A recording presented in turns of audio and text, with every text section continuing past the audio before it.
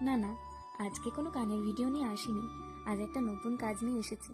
তোমরা তো দেখে বুঝতেই পেরে গেছো। এবার বলি, এটা হচ্ছে আমার ভাইয়ের পৈতের কুলো। আমার অনেকদিনের ইচ্ছে ছিল যে ভাইয়ের পৈতের সময় ভাইয়ের নাম লিখে কুলোটা কাস্টমাইজ করে দেব। তো ভাইয়ের পৈতের সামনেই, তাই ভাবলাম যে করেই ফেলি। আর যখন করছি তোমাদের সাথে কাজটা শেয়ারও করা যাক। আগেও এরকম কাজ আমি করেছি, কিন্তু সেইভাবে ভিডিও করা সবসময় পসিবল হয় না। ওই সরস্বতী পুজোর সময় যে স্লেটটা কাস্টমাইজ করেছিলাম, ওটাতে তোমরা অনেক ভালোবাসা দিয়েছো। আর আমার এরকম টুকিটাকি কাজ করতে বেশ ভালোই লাগে। গানের বাইরে এই টুকটাক ছবি আঁকা, বিভিন্ন জিনিস রং করা আমার খুব ভালো লাগে। এগুলো আমার খুব ভালোবাসার কাজ। তাই ভাবলাম এগুলো তোমাদের সাথেও একটু শেয়ার করা যাক। এই যে দেখো, ভাই নামটা আমার লেখা অলরেডি হয়ে গেছে। এইবার আমি শুরু করে দিয়েছি ডিজাইনগুলো করতে। নিজের মন খারাপ থাকলে মন খারাপের ওষুধ হিসেবে আমার এগুলো খুব ভালো কাজে দেয়।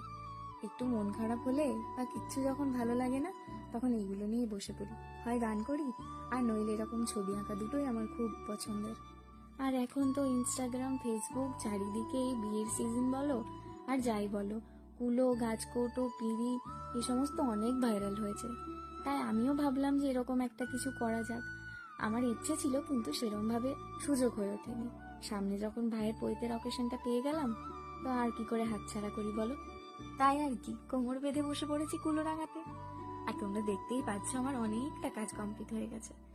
আসলে কি বলতো, খাতায় বসে বসে কলকা আঁকা খুব সোজা, কিন্তু কুলোর মধ্যে কাজ করা কিন্তু খুব একটা সোজা নয়। কারণ কুলোটা তো একদমই মসৃণ নয়। তাই ডিজাইনগুলো করতে খুবই অসুবিধা হয়। বিশেষ করে ছোট ছোট ডিজাইনগুলো তো চট করে বসতেই চায় না। তোমরা তো দেখেই নিলে আমার অলরেডি কমপ্লিট হয়ে গেছে। এই দেখো, স্নিগ্ধ নীলের উপনয়ন। তোমাদের যদি আমার কাজটা ভালো লেগে থাকে, অবশ্যই আমাকে কমেন্টে জানিও। আর তোমাদেরও যদি এরকম তোমাদের শুভ কাজে এই ধরনের ডিজাইন কাস্টমাইজ করতে চাও, অবশ্যই আমার সাথে যোগাযোগ করতে পারো। আজকের মতো ভিডিওটা এখানেই শেষ করলাম। সবাই খুব ভালো থেকো, আর আমাকে অবশ্যই কমেন্টে জানিও তোমাদের কাজটা কেমন লেগেছে।